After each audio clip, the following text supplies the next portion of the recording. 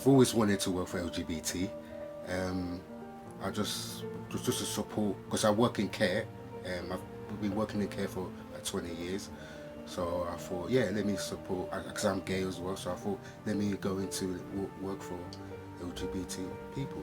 Some of them are scared of going into care homes, and having to come out again, and they don't want to do that.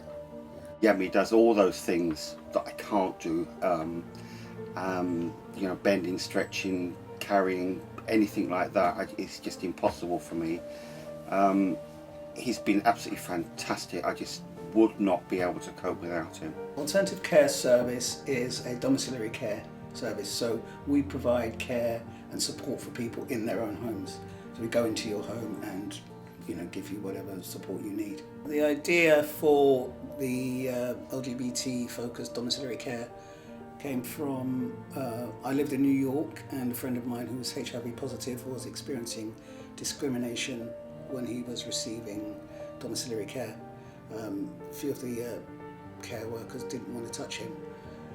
So we had a discussion, he was talking about it, and it made me think, about me and myself and other people like me as we got older, how we would need to deal with this type of discrimination. And I thought about starting a domiciliary care company.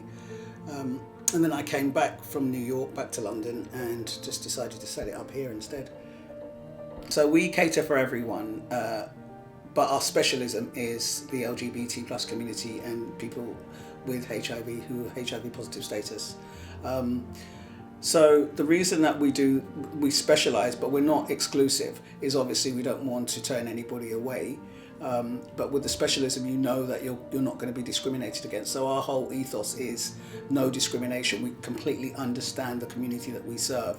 And it's really important when you're vulnerable, because if you need any type of care or support, you're vulnerable in some way or another, whatever that means. Doesn't mean that you might be older, you might be younger, you might have a brain injury, anything. But you want to be able to be yourself. Why an LGBT care agency is apart from another agency? I need that choice. And for me, being part of the LGBT community means I need to support the LGBT community itself and the businesses. But I feel much more comfortable to be cared for by an LGBT agency.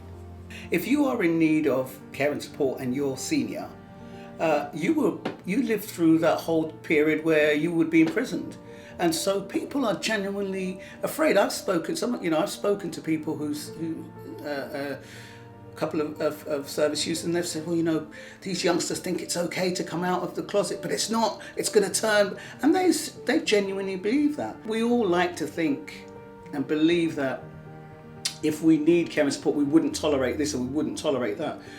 You don't tolerate things when you've got the power to change it. If you need support and you're dependent on someone else, you don't have that power. And it's really important just to know that someone understands. You can just be yourself. Someone's going to, walk into your house and someone will say Happy Pride. And you can say Happy Pride, because you don't stop being you just because you need a care service. You're always going to be yourself. And that's what's important. I think for me, with Yummy, he's the second carer I've had from the agency. I think he is a fantastic ambassador for the agency itself, and is a fantastic ambassador for the LGBT community. And he's here to provide me with care, but we have a great time while he's here. So that bond between us is really, really strong.